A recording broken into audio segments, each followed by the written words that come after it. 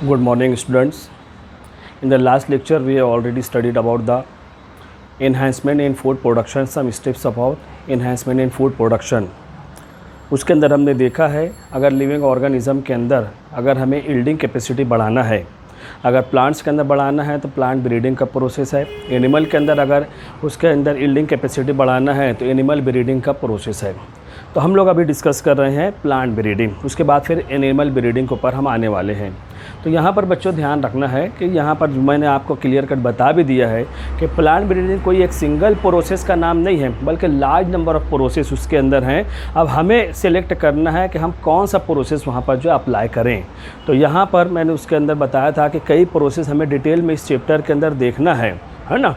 जैसे यहाँ पर जो है हाइब्रिडाइजेशन का प्रोसेस है, अभी आएगा SCP सिंगल सेल प्रोटीन है, फिर उसके बाद आएगा टिश्यू कल्चर टेक्नोलॉजी, एक चैप्टर के अंदर है वहाँ पर RDNA टेक्नोलॉजी। ये तमाम के तमाम जो है प्लांट ब्रीडिंग के प्रोसेस हैं। अलग अलग टेक्निक इस्तेमाल होती है, जो भी सूटेबल मेथड है या जिस टाइप का हमें प्रोडक्ट हासिल करना है उस लिहाज से हमें जो है वहाँ पर जो है वो प्रोसेस जो है अप्लाई करना है। तभी फर्स्ट ऑफ ऑल इस लेक्चर के अंदर हमें जो यहाँ पर देखना है वो रहेगा यहाँ पर स्टेप्स ऑफ प्लांट ब्रीडिंग यानी हाइब्रिडाइजेशन। हाइब्रिडाइजेशन इतना ज़्यादा ये फेमस, ये जो प्रोसेस है हमारा इतना ज़्यादा फेमस है कि आमतौर पर हाइब्रिडाइजेशन यानी प्लांट ब्रीडिंग या प्लांट ब्रीडिंग कहें तो हाइब्रिडाइजेशन, इतना ज़्यादा इनके दरमियान जो यहाँ पर क्लोज रिलेशनशिप यहाँ पर पाई जाती है। तो यहाँ पर यही प्लांट ब्रीडिंग यानी हाइब्रिड वैरायटी हासिल करने के लिए कौन कौन सी स्टेप्स हैं जो हमें फॉलो करना पड़ती हैं। तो यहाँ पर ये कुछ स्टेप हैं, इसके बाद अगले लेक्चर के अंदर भी बाकी स्टेप यहाँ पर आने वाली हैं। सबसे पहली स्टेप यहाँ पर जो पाई जाती है वो है कलेक्शन ऑफ वेरिएबिलिटी। वेरिएबिलिटी बना है वेरिएशन से, और आप जेनेटिक्स के चैप्टर के अंदर पढ़ चुके हो। वेरिएशन का मतलब होता है dissimilarities between the living organism. तो यहाँ पर देखो बच्चों, करना है कि यहाँ पर अगर कोई प्लांट बॉडी उसका हाइब्रिड वैरायटी अगर हमें यहाँ पर तैयार करना है, हाइब्रिड वैरायटी हमें हासिल करना है, तो कम से कम 2 पेरेंट हाइब्रिडाइजेशन के लिए 2 पेरेंट का सिलेक्शन करना पड़ता है। तो यहाँ पर 2 पेरेंट का सिलेक्शन करने से पहले उस वैरायटी में, उस पर्टिकुलर यहाँ पर प्लांट्स के अंदर जितनी भी वैरायटीज़ होती है उसको यहाँ पर जो है कलेक्ट कर लेना है। फिर हमें उसके बाद डिसीजन लेना है कि हमें कौन से 2 पेरेंट के दरमियान जो है यहाँ पर जो है वहाँ पर जो है क्रॉसिंग करना है, हाइब्रिड वैरायटी बनाना है। तो यहाँ पर कलेक्शन ऑफ वेरिएबिलिटी, ऐसे बहुत सारे पौधों को कलेक्ट करना है which are showing variable character, variable character को शो करते हैं। फॉर एग्जांपल जैसे मैंने पिछले पीरियड में आपको बताया था, लास्ट लेक्चर के अंदर मैंने आपको बताया था कि अगर 2 मैंगो की वैरायटी है, अब यहाँ पर एक का जो है टेस्ट बहुत अच्छा है, एक का कलर बहुत अच्छा है, दोनों को हम यहाँ पर मिक्स कर सकते हैं, हाइब्रिड वैरायटी बना सकते हैं। तो इसी को कहा जाता है डिज़ायरेबल कैरेक्टर। तो ऐसे वेरिएशन जो यहाँ पर लिविंग ऑर्गेनिज्म के अंदर या वो पर्टिकुलर प्लांट बॉडी के अंदर जो वेरिएशन पाए जाते हैं, ऐसे वेरिएबिलिटी, ऐसे वेरिएशन वाले प्लांट बॉडी को हमें कलेक्ट करना है। अब देखो बच्चों, यहाँ पर जब हाइब्रिड वैरायटी तैयार की जाती है, आम तौर पर जो कलेक्शन किया जाता है, अगर कोई वाइल्ड स्पेसीज़ अगर यहाँ पर सेलेक्ट कर रहे हैं तो उसके साथ में कल्टीवेटेड स्पेसीज़ को जो है यहाँ पर सेलेक्ट कर लिया जाएगा।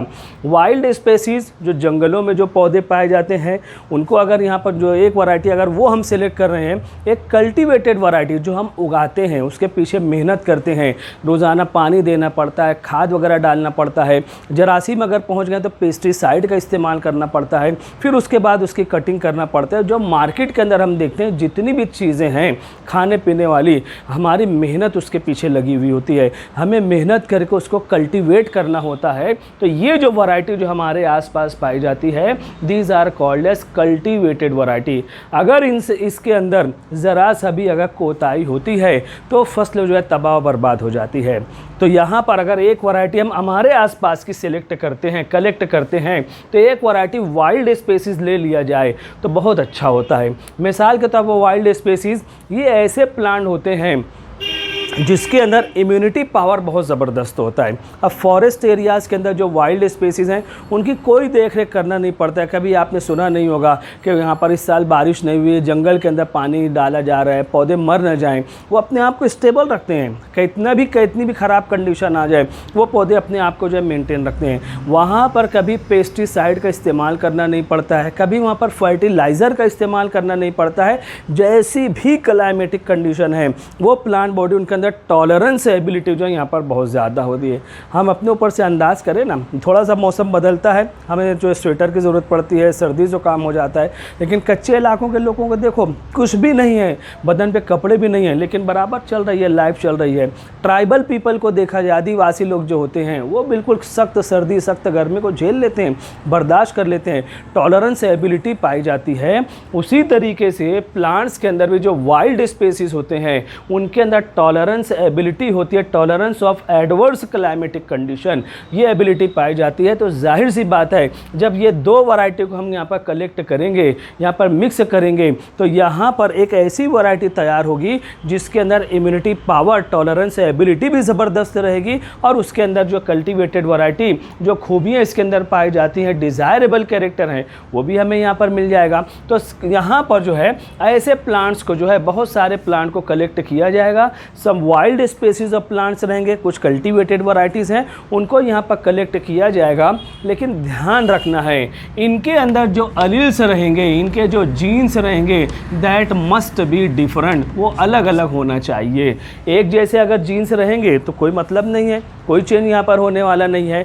जैसे यहाँ पर मेंडल ने हमें बताया था, मेंडल वाले चैप्टर इनहेरिटेंस एंड वेरिएशन के अंदर हमने देखा है टॉल प्लांट को ड्वार्फ के साथ यहाँ पर क्रॉसिंग की जाएगी, राउंडेड सीडेड प्लांट बॉडी को रिंकल्ड सीडेड के साथ। दो टॉल का कलेक्शन हम नहीं करेंगे, अगर करेंगे तो सेल्फ पॉलिनेशन हो जाएगा, हाइब्रिडाइजेशन उसको नहीं कहा जाएगा। तो ऐसे प्लांट्स को कलेक्ट करना है जिनके अंदर डिफरेंट जीन्स यहाँ पर पाए जाते हैं। तो इनका जो कलेक्शन होता है, सच type of collection must be called germ plasm collection. यहाँ पर इनके जीन्स को हम यहाँ पर, अगर ये प्लांट को कलेक्ट कर रहे हैं इसका मतलब इनके जीन्स को हम यहाँ पर कलेक्ट कर रहे हैं, and such type of collection is called as germ plasm collection के नाम से इनको जो है यहाँ पर पहचाना जाता है। अब ये प्लांट को जब कलेक्ट किया जाएगा तो यहाँ पर इनको कहाँ पर हम रखेंगे, जर्म प्लाज्म कलेक्शन को कौन सी जगह पर रखा जाएगा। तो बच्चों ध्यान रखना है, जर्म प्लाज्म को कलेक्ट करने का, रखने का दो मेथड है। एक मेथड कहलाता है इन सीटू कलेक्शन है, और दूसरा होता है एक्स सीटू। इन सीटू का मतलब होता है इन द सेम सिचुएशन, जो प्लांट बॉडी जहाँ से लाए गए हैं वैसे ही सेम कंडीशन उनको जो है सप्लाई की जाएगी। फॉर एग्जांपल फॉरेस्ट एरिया है, फॉरेस्ट के अंदर ही कुछ एरिया फिक्स कर दिया जाए, वहीं पर उसको रख दिया जाए सेम सिचुएशन के अंदर। या बहुत सारे नेचुरल रिजर्व्स होते हैं, नेचुरल जैसे यहाँ पर नेशनल पार्क वगैरह, अगर एनिमल वगैरह रहेंगे तो नेशनल पार्क वगैरह के अंदर भी यहाँ पर रखा जाता है। जो पूरा फॉरेस्ट का क्लाइमेटिक कंडीशन, जो जंगली जानवरों के लिए जो उनका नेचुरल हैबिटेट होता है, वैसी कंडीशन में उनको जो है यहाँ पर सप्लाई किया जाता है। या फिर अगर ये चीज़ पॉसिबल नहीं है तो ex situ conservation. Ex situ का मतलब होता है आउटसाइड द सिचुएशन, हम वैसा माहौल आर्टिफिशियली बनाएंगे और वो प्लांट और एनिमल को फिर आर्टिफिशियल माहौल के अंदर वहाँ पर जो है रखा जाएगा। और वो माहौल बॉटेनिकल गार्डन से आ सकता है, सीड बैंक से आ सकता है। प्लांट का जो कलेक्शन यहाँ पर रहेगा, बॉटेनिकल गार्डन ये ऐसा गार्डन होता है जो आपने 11th के अंदर पढ़ा है, जहाँ पर all the varieties of plants that are collected in a particular area. तो वैसी कंडीशन बॉटेनिकल गार्डन के लिए जो प्लांट हम कलेक्ट किए हैं वहाँ पर वैसा सूटेबल क्लाइमेटिक कंडीशन जिस एरिया के अंदर है वहाँ पर उसको जो है सेव करके रखना है। या सीड बैंक के अंदर, या यहाँ पर प्लांट के सीड हम हासिल किए हैं तो सीड बैंक के अंदर जहाँ पर क्रायो प्रिजर्वेशन, यानी यहाँ पर seeds are stored at very very low temperature, वहाँ पर जो है वहाँ पर उसको रखा जाएगा, बरसों उसको जो उसी कंडीशन में हम रख सकते हैं। तो seed bank outside the natural habitat, outside the situation यहाँ पर होती है, इसीलिए उसको जो है एक्स सीटू कंजर्वेशन कहा जाता है। तो बच्चों यहाँ पर हम देख रहे हैं पहला काम यहाँ पर हाइब्रिडाइजेशन के अंदर है collection of variability. For example अगर गेहूं का पौधा हमें कलेक्ट करना है तो गेहूं की जितनी भी वैरायटीज़ होती है उसको यहाँ पर जो है कलेक्ट कर लेना है, उसको रखना है। स्टोर करने के लिए इन सीटू या एक्स सीटू मेथड, या सीड है तो सीड बैंक के अंदर उसको जो है यहाँ पर रख देना है। ये कंडीशन है, ये पहली स्टेप है। तमाम के तमाम वैरायटीज़ गेहूं की यहाँ पर हमारे सामने जो है यहाँ पर रख देना है। दूसरा रहेगा evaluation and selection of the parent. Evaluation, उसको चेक करना है, उसकी जांच करना है, और उसके बाद जो है यहाँ पर सिलेक्शन ऑफ द पेरेंट है, उसके बाद हमें पेरेंट को सिलेक्ट करना है। और याद रहे हाइब्रिडाइजेशन के लिए two parents are required. One must be acting as a male parent and second that must be acting as a female parent. इस तरीके से दो पेरेंट को सिलेक्ट करना है। तब पेरेंट्स कौन सी बुनियाद पर सिलेक्ट करेंगे? सबसे पहले हम तमाम प्लांट्स, तमाम सीड को चेक करेंगे कि कौन से प्लांट के अंदर डिज़ायरेबल कैरेक्टर मौजूद हैं। और मैं इसके पहले बता चुका हूँ, डिज़ायरेबल कैरेक्टर का मतलब होता है the character which we want to develop in the new plant body. जो कैरेक्टर हम चाहते हैं वो प्लांट बॉडी को जो है यहाँ पर उसको डिज़ायरेबल कैरेक्टर कहा जाएगा। तो ऐसे दो प्लांट को सिलेक्ट करना है जो यहाँ पर जिसके अंदर डिज़ायरेबल कैरेक्टर है। And the parent must be healthy, वो हेल्दी प्लांट होना चाहिए, इन्फेक्टेड वैरायटी नहीं होना चाहिए। अगर उनके सीड भी हैं वो भी हेल्दी होना चाहिए, सेहतमंद होना चाहिए। और ये सबसे इंपॉर्टेंट पॉइंट रहेगा, they must be complementary in their nature.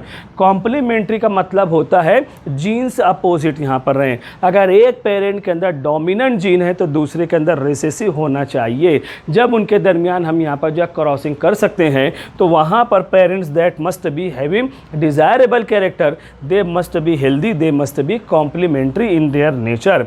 अब ये जो दो पेरेंट अब सेलेक्ट किए हैं उसका इवेल्युएशन भी करना है, उसको चेक करना है।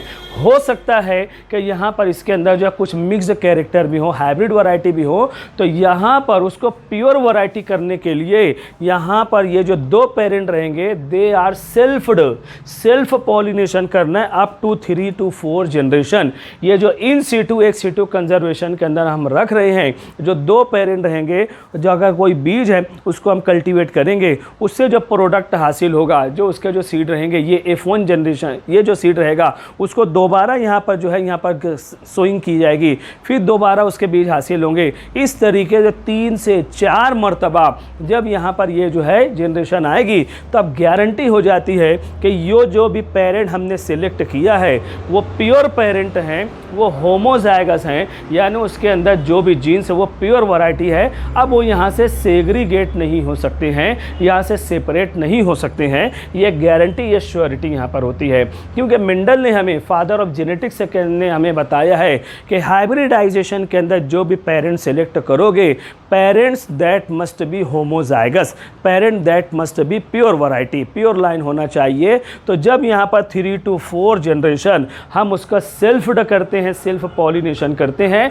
तो उनके अंदर प्योर फॉर्म जो है यहाँ पर डेवलप हो जाता है। स्ट्रॉन्ग जीन्स, जो भी जीन वो परमानेंट हो जाते हैं, अब वहाँ से वो सेग्रीगेट होने वाले नहीं हैं। तो याद रखना है बच्चों, सेकंड स्टेप के अंदर सिलेक्शन ऑफ द पेरेंट है, कोई भी पेरेंट को सिलेक्ट नहीं कर लेना है, बल्कि डिज़ायरेबल कैरेक्टर, हेल्दी है, कॉम्प्लीमेंट्री हैं, ऐसे जीन को, ऐसे पेरेंट को हमें यहाँ पर सिलेक्ट करना है। और 3 to 4 जनरेशन उसके सेल्फ पॉलिनेशन करेंगे तो हमारे सामने एक प्योर वैरायटी जो है यहाँ पर हासिल होती है। तो ये हो जाता है सेकंड स्टेप।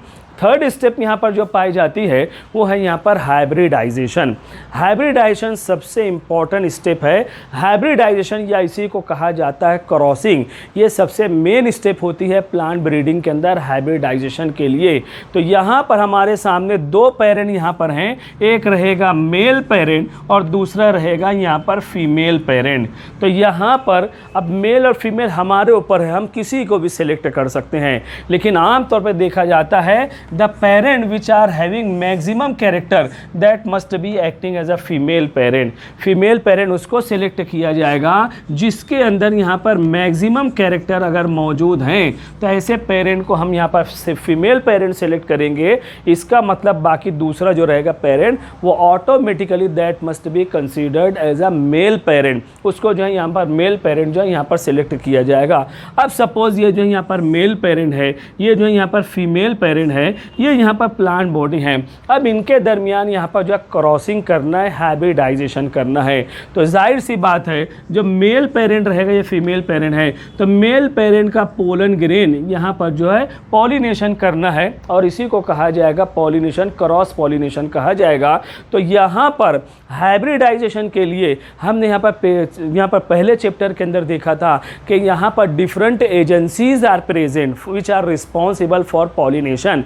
यहाँ पर वो वाटर हो सकते हैं, एयर हो सकता है, इंसेक्ट हो सकते हैं।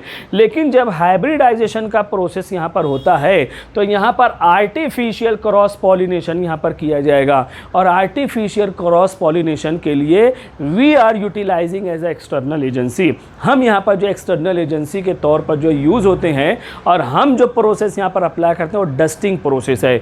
मेल पेरेंट का जो फ्लावर लेना है उसके जो स्टेमेन है that are dusted over the stigma of the female parent, और हम यहाँ पर एक्सटर्नल एजेंसी के तौर पर जब यूज़ होते हैं तो that is called as artificial cross pollination, उसको जो है यहाँ पर कहा जाता है। ये कंडीशन यहाँ पर जो है पाई जाती है। तो यहाँ पर हाइब्रिडाइजेशन के लिए we are acting as a external agency, और यहाँ पर हम जो प्रोसेस अप्लाई करते हैं याद रखना है वो है डस्टिंग प्रोसेस, छिड़काव का अमल। इस तरीके से फीमेल फ्लावर के ऊपर उसका जो है छिड़काव किया जाता है, तो ये कहलाता है यहाँ पर क्रॉस पॉलिनेशन। तो अब यहाँ पर देखो 3 ऐसी एक्टिविटीज़ हैं जो यहाँ पर कंडीशनल एक्टिविटीज़ होती हैं। इसी के अंदर शामिल है एक है इमैस्कुलेशन, बैगिंग और टैगिंग। अगर फीमेल पेरेंट बायसेक्सुअल है तो इमैस्कुलेशन यहाँ पर किया जाएगा। अगर यूनिसेक्सुअल है तो no need for the emasculation.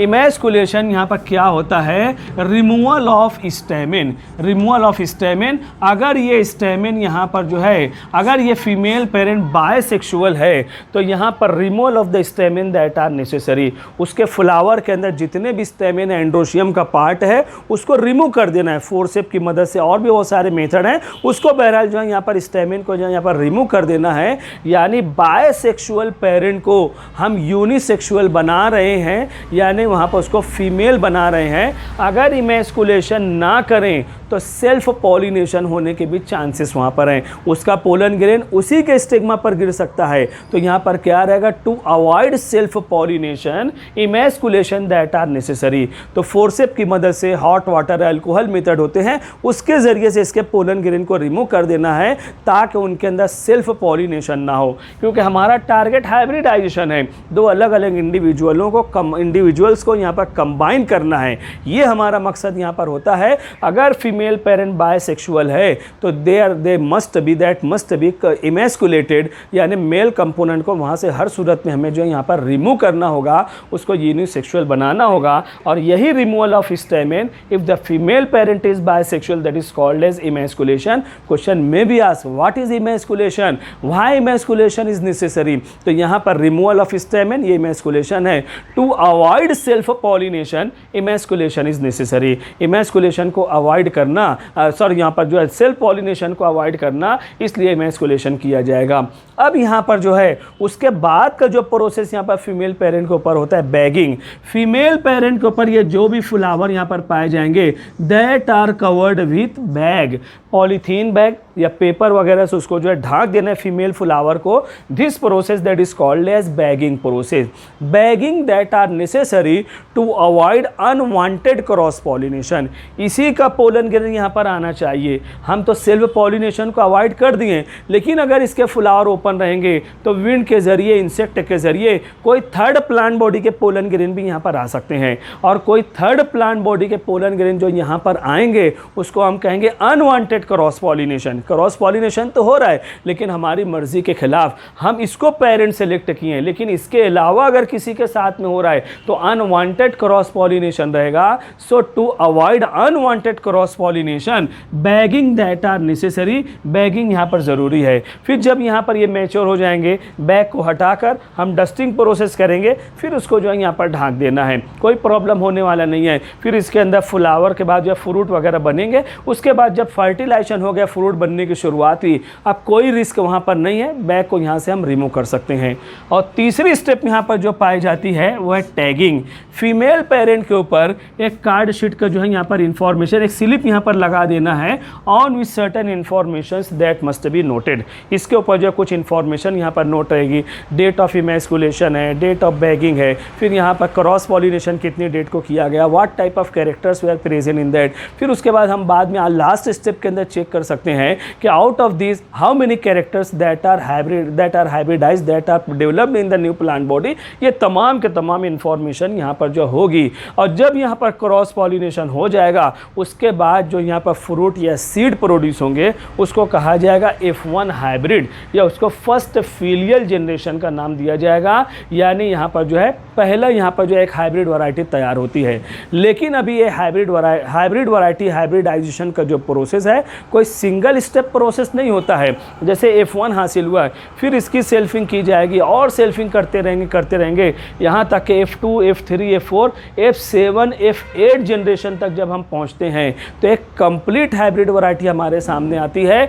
दोनों पेरेंट के अंदर जो भी कैरेक्टर हैं आफ्टर F7 और F8 generation, both the character that are summarised, वो जो यहाँ पर इकट्ठा हो जाते हैं और उसको जो है एक प्योर हाइब्रिड वैरायटी हम यहाँ पर कह सकते हैं। तो इस तरीके से यहाँ पर जो है हाइब्रिडाइजेशन के लिए आर्टिफिशियल क्रॉस पॉलिनेशन यहाँ पर होता है। Human being that is acting as external agency, और हम जो प्रोसेस यहाँ पर अप्लाई करते हैं वो है डस्टिंग प्रोसेस। और इसी के साथ साथ में if female parent is bisexual their stamin that must be removed, that is called as emasculation. उसके बाद दैट आर कवर्ड विथ यहाँ पर जो है bagging that are covered with polythene bag या पेपर से उसको कवर करना है, that process is called as bagging. और यहाँ पर बैगिंग के बाद पेपर स्लिप लगा देना, that is called as tagging. इस तरीके से जब यहाँ पर फर्टिलाइजेशन कंप्लीट होगा तो यहाँ पर जो नए सीड बनेंगे that must be called as F1 hybrid. तो यहाँ पर बच्चों आपके सामने अभी 3 स्टेप यहाँ पर है, steps of hybridisation: collection of variability, evaluation and selection of the parent. उसके बाद यहाँ पर रहेगा हाइब्रिडाइजेशन, और भी इसके बाद स्टेप है।